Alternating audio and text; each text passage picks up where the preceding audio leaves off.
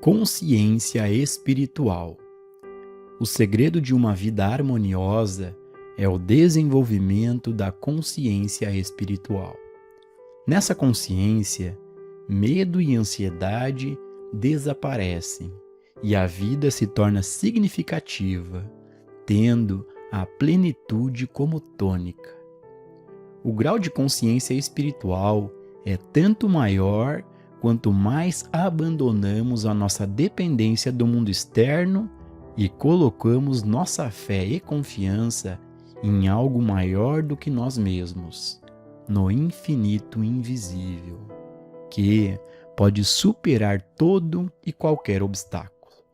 Em outras palavras, a conscientização da graça de Deus. O que vai nos ajudar a atingir essa consciência espiritual é uma prática que pode ser realizada durante todo o dia, todas as vezes que o mundo nos bombardear com solicitações de uma coisa ou outra. Para cada uma dessas demandas insistentes, temos a nossa resposta: não, não, isso não é o que eu preciso ou quero. Tua graça é minha suficiência, nada mais, nem dinheiro nem fama, só a tua graça. Vamos nos ater a isso firmemente. Aparentemente, precisamos de meios de transporte, aluguel, vestimentas, moradia, saúde, mas vamos reconhecer firmemente que a nossa única necessidade é a graça de Deus. Nosso trabalho pode exigir maior força, maior conhecimento ou maior capacidade do que parecemos possuir, ou podem haver maiores exigências feitas sobre nosso bolso do que podemos atender. Em vez de aceitar essa aparente falta, lembremo-nos destas palavras: Ele cumpre o que é nomeado para mim. O Senhor aperfeiçoará o que me diz respeito. Ou alguma outra passagem bíblica de mesmo teor. Aos olhos humanos, pode ser que haja demandas físicas, mentais, morais ou financeiras maiores do que a nossa capacidade de cumpri-las. Mas, no momento em que nos voltamos para Deus, que está dentro de nós, reconhecendo que Ele cumpre o que é dado que façamos, que Ele aperfeiçoa o que concerne a nós, um peso cai de nossos ombros e o sentido de responsabilidade pessoal acaba. De repente, nos é dada a capacidade necessária e descobrimos não ser nossa de maneira alguma. É a capacidade de Deus sendo expressa através de nós. De nossa fraqueza vem a força. Não a nossa força, mas a força dele, que nos permite executar qualquer obra. Se precisarmos de descanso, nos voltamos para as Escrituras e encontramos: Vinde a mim, todos que estáis cansados e oprimidos, e eu vos aliviarei. Uma das passagens mais reconfortantes das Escrituras é: A minha paz eu vos dou, não como o mundo a dá. Se nos concentrássemos nessa declaração por um mês, um mundo totalmente novo se abriria para nós. Conhecemos o tipo de paz que o mundo dá, mas essa não é a paz que precisamos. Acreditamos que teríamos paz se tivéssemos suprimento suficiente, se tivéssemos saúde e a companhia certa. Isso pode ser verdade, mas a posse de todas essas coisas não garante que não seremos perturbados por alguma outra necessidade. Enquanto procurarmos pela paz nas pessoas e nas situações, não encontraremos satisfação ou paz duradoura. A minha paz, não como o mundo a dá, mas a minha paz. Minha paz é um espírito suave que transborda dentro de nós e não tem nada a ver com as coisas do dia a dia, embora, no final das contas, resolva todas elas.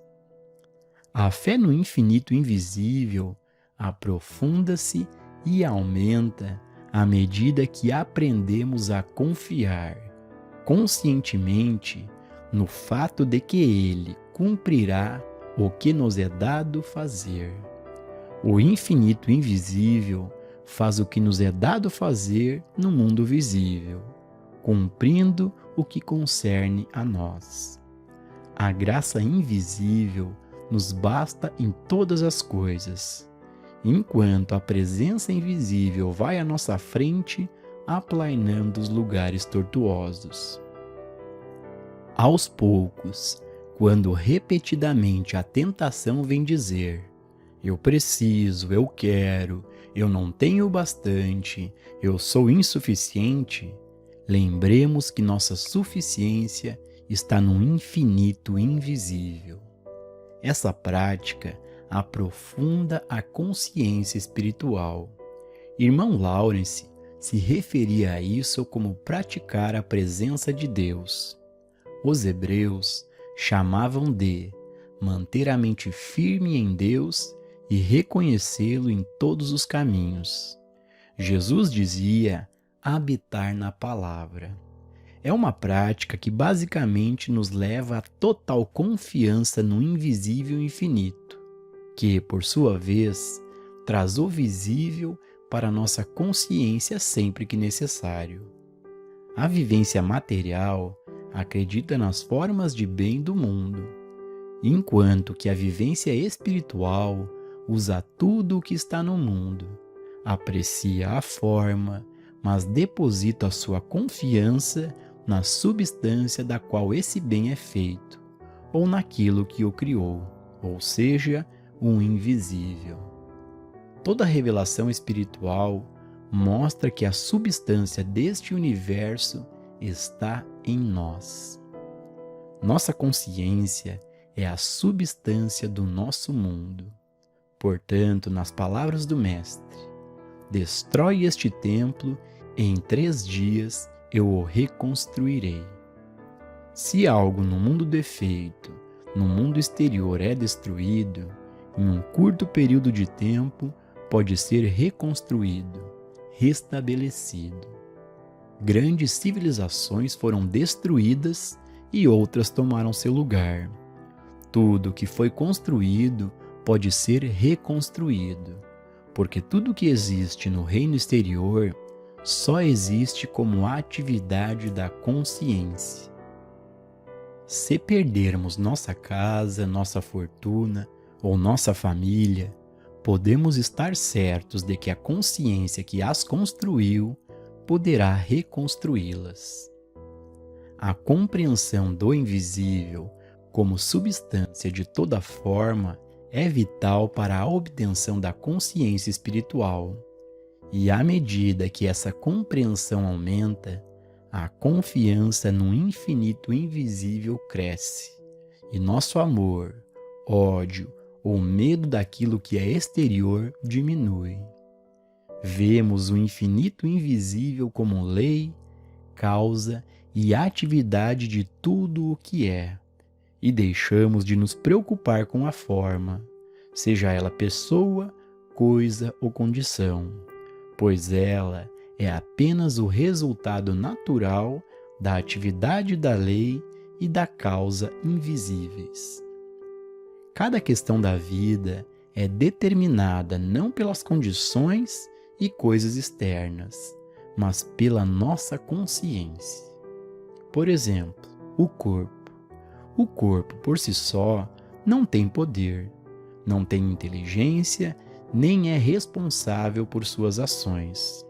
A mão permanece exatamente onde está para sempre, a menos que algo a comande. E esse algo chamamos de eu, o qual determina como essa mão será usada, uma vez que ela não pode determinar nada por si mesma. Ela existe como efeito ou como forma que responde a um comando, e, por ser veículo ou ferramenta, ela nos obedece e assim lhe atribuímos utilidade. Esse conceito pode ser aplicado a outras partes do corpo. A consciência, que originalmente formou o corpo, o mantém e o sustenta. Deus nos deu domínio através da consciência. E essa consciência, que é o princípio criativo do nosso corpo, também é a sustentação e o princípio que o mantém. Assim que compreendemos esse princípio, alcançamos o princípio da vida. Literalmente, o reino de Deus está dentro de nós. Literalmente, a lei da vida, a substância, a atividade, a direção inteligente da vida está dentro de nós. Se pudermos provar que 12 maçãs vezes 12 maçãs são 144 maçãs, podemos provar que 12 vezes 12 são 144, sejam maçãs ou pessoas. Se pudermos provar de uma única maneira que o reino de Deus está dentro de nós e que a vida, a atividade, a substância, a harmonia de nosso ser são determinadas por essa lei, não teremos dificuldades em aplicar esse princípio a cada fase de nossa vida, na saúde do corpo e em todos os relacionamentos. O segredo se encontra na palavra consciência. Uma vez que o conhecimento intelectual de que Deus é tudo não tem nenhum valor, pois a verdade só tem valor à medida que a compreendemos. Assim, ela passa a ser consciência espiritual. Só quando temos consciência da presença e da atividade de Deus, isso faz sentido para nós. Deus é amor, Deus é vida, Deus é espírito, Deus é tudo. Isso é verdade tanto para os santos quanto para os pecadores, tanto para jovens ou velhos, judeus ou gentios, orientais ou ocidentais, negros, amarelos ou brancos.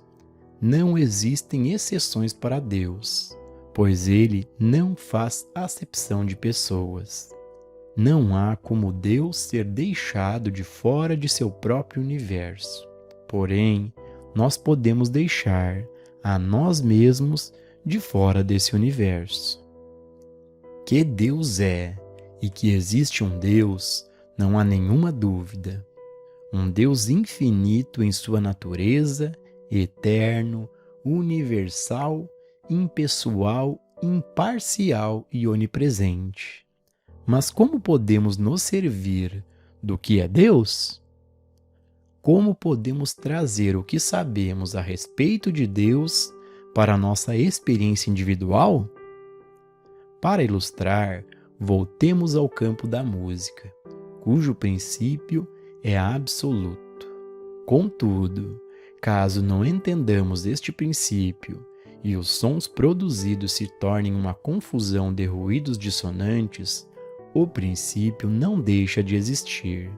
É necessário que nos dediquemos mais diligentemente a praticá-lo, para nos tornarmos eficientes em sua aplicação. Assim deve ser em nossa experiência com Deus. Deus é e Deus está aqui e agora, mas Ele está disponível apenas à medida que compreendemos e nos dispomos a aceitar a disciplina necessária para obtermos a mente que estava também em Cristo Jesus. De nada adianta sentar e implorar: ó Deus, quando é que você vai agir na minha vida? Aceite, Deus é bem. Ele já fez sua parte. Obrigado, Deus, por este princípio estar disponível o tempo todo. Mostra-me o que devo fazer para utilizar este princípio este amor, esta vida, este corpo imortal. Quando alcançamos esse estado de prontidão, começamos a trilhar o caminho que leva à consciência espiritual. A consciência espiritual é alcançada através da atividade da verdade, na consciência fundamentada nas citações bíblicas ou declarações dessa verdade. Quanto mais lemos e ouvimos sobre a verdade, mais ativa ela se torna em nossa consciência. Assim, aprendemos a habitar na palavra e damos o primeiro passo no caminho. O segundo e mais importante passo é ser capaz de perceber nossa verdade interna, sendo receptivos e sensíveis à verdade que brota dentro de nós. Então, não pensamos, lemos ou ouvimos a verdade. Na realidade, nos conscientizamos da revelação da palavra de Deus em nós, porque o ouvido e o olho internos se desenvolvem assim que conhecemos e habitamos na letra da verdade. A letra da verdade é feita de declarações, citações e palavras, mas nenhuma por si só é poder. O único poder é o próprio Deus. É como se as cortinas das janelas estivessem fechadas e nós falássemos a tarde toda sobre a luz solar, o que é, o que faz e como podemos usá-la. Então, depois de várias horas, alguém ceticamente comentaria: mas ainda está escuro aqui. Depois de toda essa conversa sobre a luz, continua escuro aqui.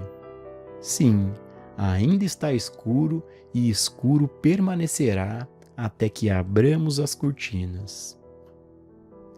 Assim também se pode falar sobre a verdade, ler sobre a verdade, estudar a verdade e nenhuma vez sequer sentir a luz, nenhuma vez sequer sentir a presença e o poder de Deus, a menos que demos o passo final para a abertura da consciência à presença dele.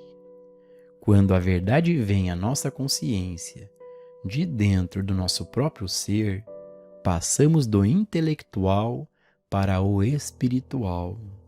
Essa é a fase mais importante da atividade da verdade na consciência. O segundo passo, aquele que leva a um estado de consciência em que somos receptivos e sensíveis à pequena voz silenciosa dentro de nós, não pode ser dado, a menos que o primeiro já tenha sido dominado, isto é, a letra da verdade tenha sido conhecida. Todos os anos que uma pessoa passa lendo a respeito, ouvindo ou pensando sobre a verdade, frequentando cultos, palestras ou aulas, são importantes para atingir o ponto de onde a inspiração flui de seu próprio ser. Geralmente, essa inspiração só vem depois do total aprofundamento da letra da verdade. Jesus nos pediu que deixássemos suas palavras permanecer em nós. Nisto meu Pai é glorificado, que deis muito fruto. Viver nessa verdade, habitar na palavra, significa dar frutos abundantes, ou seja, viver uma vida harmoniosa e espiritual. Mas, se esquecemos de viver e de habitar na palavra e deixá-la habitar em nós, nos tornamos ramos cortados e murchos. Como podemos permanecer na palavra se não a conhecemos? Temos que conhecer e aprender o que é a letra da verdade. Permaneçamos em meditação até o momento em que possamos sentir a consciência espiritual interior, isto é, a compreensão. Aí saberemos que atingimos o Espírito da Verdade, que estamos conscientes da verdade, que é a Palavra de Deus, e essa palavra é poder. Todo aquele que deseja ardentemente compreender a Deus, consegue, pois a graça de Deus garantirá essa compreensão. Pode-se conhecer toda a letra da verdade e mesmo assim ser um ramo que murcha. É preciso que permaneçamos na palavra e deixemos a palavra e o Espírito de Deus habitar em nós. A palavra habita em todos os homens, mas a maioria é tão inconsciente disso quanto do fato de que há sangue correndo em nossas veias. Deus está conosco. Sua presença preenche todos os espaços e seu Espírito habita em nós. Mas quantas pessoas realmente sentem essa presença? Falamos, lemos, oramos, teorizamos a respeito desse assunto, mas não o experimentamos. É preciso que tenhamos consciência e real percepção da presença. Todas as vezes que nos livramos do ódio, da inveja, dos ciúmes, da maldade, do egoísmo, da autoglorificação, do preconceito e da intolerância, abrimos espaço para o Espírito de Deus. Uma vez que Deus não pode habitar no meio disso tudo. Enquanto esses sentimentos estiverem presentes em nossa consciência, será necessário permanecer na verdade e deixá-la habitar em nós, até o momento em que o Cristo estiver tão vivo que tais pensamentos mortais não mais nos atingirão. Assim, o Espírito de Deus habita em nós, que é o Cristo em vós, a esperança da glória. Eis que estou à porta e bato. Se alguém ouvir a minha voz e abrir a porta, eu entrarei e com ele cearei, e ele comigo. Na maioria dos ensinamentos religiosos, aprendemos que o Espírito de Deus está em toda parte, mas isso não é verdade. Se fosse assim, seríamos livres, saudáveis, ricos, independentes, alegres e harmoniosos. Não. O Espírito de Deus está presente somente onde ele é percebido. É necessário que sintamos a presença real de Deus para possuirmos esse Espírito. Não basta abrir a janela e dizer que a eletricidade está em toda parte. Ela está, mas não terá nenhuma utilidade se não estivermos conectados a ela. Assim é com o Espírito de Deus, que no sentido espiritual absoluto está em toda parte, mas só será eficaz em nossa experiência à medida que for percebido. O aprendiz da sabedoria espiritual não pode passar o seu dia satisfeito porque leu uma verdade de manhã ou porque ouvirá outra à noite.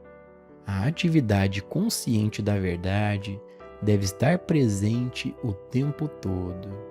Isso não significa que precisamos negligenciar nossos deveres e atividades diárias, mas sim que precisamos treinar nossa mente a fim de manter alguma área na consciência sempre conectada à verdade.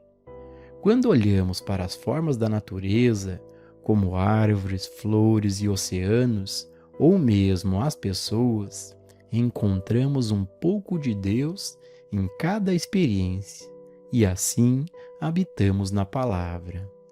O objetivo está muito perto de nós, mas, por mais perto que pareça, está muito distante, porque a cada desafio superado, outro se segue.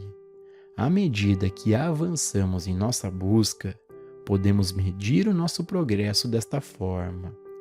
Vemos o horizonte diante de nós e temos a sensação de que há apenas uma curta distância a percorrer.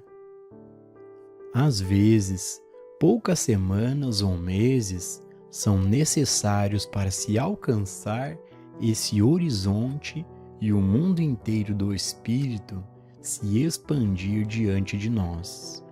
Nesse momento, acreditamos que realmente entramos no reino dos céus e realmente entramos, mas por poucos dias. De repente, nós nos acostumamos a essa luz e nos damos conta de que outro horizonte nos impele adiante. Outro avanço deve ser percorrido passo a passo e novamente seguimos em frente. É importante aprender tudo o que pudermos sobre a letra correta da verdade, compreender todos os princípios e então praticar até passarmos do conhecimento intelectual à consciência interior.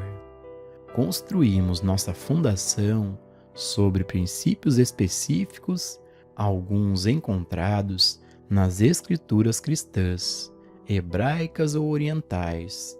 Outros não são encontrados em forma escrita. No entanto, são conhecidos por todos os místicos do mundo. Quanto mais avançamos nesse trabalho, mais necessário se torna que saibamos cada um desses princípios que formam a base de nosso entendimento. Eles devem se tornar tanto parte de nós que, quando nos depararmos com um problema, não precisamos pensar neles conscientemente. Por exemplo, depois de passar muitos anos estudando e praticando, os matemáticos podem resolver problemas sem precisar sequer papéis e lápis para os cálculos. Arquitetos podem esboçar uma bela casa em pouco tempo usando sua capacidade e conhecimentos. Advogados experientes tornam-se tão familiarizados com os estatutos e decisões judiciais que passam a conhecer a lei que se aplica a cada caso ou sabem onde encontrá-la quase imediatamente. Mas, se algum deles fosse questionado quanto ao seu conhecimento, provavelmente diriam: faz 20 anos que estudo tudo isso. Assim é conosco. Cada vez que somos chamados para ajudar, Deus coloca as palavras necessárias em nossa boca. Às vezes, não há palavra alguma, apenas um sorriso. Para uma pessoa com dificuldades financeiras, pode significar: filho, tu estás sempre comigo e tudo que eu tenho é teu. Para alguém se sentindo só, eu nunca te deixarei, nem te desampararei. Para quem luta contra problemas físicos, tu és tudo. Para alguém que se sente culpado, nem eu te condeno. Vai e não peques mais. Se procurarmos entender a verdade por trás dessas questões, com o passar do tempo, teremos todas as respostas disponíveis para uso imediato. Depois de anos contemplando Deus e suas coisas, meditando e comungando com Ele, não precisamos mais nos preocupar com as coisas deste mundo. Quando surge uma questão, a resposta certa é imediatamente revelada, pois a atitude de escuta e de espera, desenvolvida através da meditação, cria um vácuo onde Deus rapidamente traz tudo o que seja necessário: sabedoria, poder ou graça. É necessária a compreensão dos princípios da vida espiritual, isto é, o conhecimento da letra correta da verdade. Esse é o alicerce fundamental para que possamos compreender por que e para onde estamos indo, e qual é nosso relacionamento com Deus e com o próximo.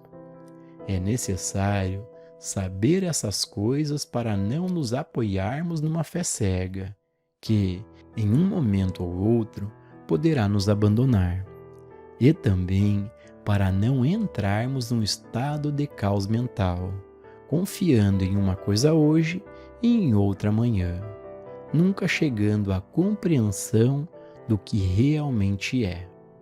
A vida espiritual não pode ser construída sem a compreensão de Deus, da natureza e do caráter de Deus, da natureza da lei de Deus e da natureza do ser de Deus. Leia e aplique à sua vida passagens bíblicas que incorporem princípios espirituais. Levante-os como uma bandeira na presença de toda e qualquer forma de discórdia, até que esses princípios se tornem automáticos. Isso é habitar no lugar secreto do Altíssimo, vivendo, se movendo e tendo seu ser continuamente na consciência de Deus.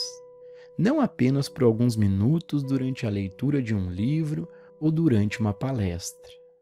Apesar dos apelos deste mundo, devemos parar em intervalos frequentes durante o dia e a noite para a prática da presença. Isso não precisa interferir em nossas atividades diárias, nem significa que devemos parar o que estamos fazendo. Cozinhando ou cortando grama, podemos manter nossa consciência aberta a Deus o tempo todo, lembrando que minha graça te basta. Na rua, nas lojas ou no nosso carro, lembremos sempre que o Espírito do Senhor Deus está sobre mim, e esse Espírito é paz e alegria para mim e para todos aqueles que veem a minha consciência. É importante nos lembrarmos conscientemente a qualquer hora do dia de que o objetivo da vida é atingir a mente que existia também em Cristo Jesus. O objetivo da vida espiritual é atingir a consciência de Deus, vivendo, nos movendo e mantendo nosso ser na eterna consciência da presença de Deus. É necessário entender claramente que toda sabedoria espiritual é composta de duas partes. Primeiro, conhecer a verdade e segundo, ter dentro de si mesma a mente que existia também em Cristo Jesus. Conheça cada um dos princípios específicos da verdade presentes neste livro e viva de acordo com eles. Escolha algum e carregue-o com você por uma semana ou um mês. Depois, escolha outro e viva com ele, usando-o como parâmetro para entender cada experiência sua. É possível mudarmos o rumo de nossa vida, não por ouvir ou ler a verdade, mas por torná-la parte ativa da consciência na experiência diária. Assim, ela se torna um hábito a cada momento do dia, e não apenas um pensamento casual. Deixemos esses princípios agirem na consciência pela manhã, ao meio-dia e à noite, até que, gradualmente, a real consciência nos transforme de ouvintes da palavra em praticantes da palavra. Assim, habitaremos na palavra e daremos frutos abundantes.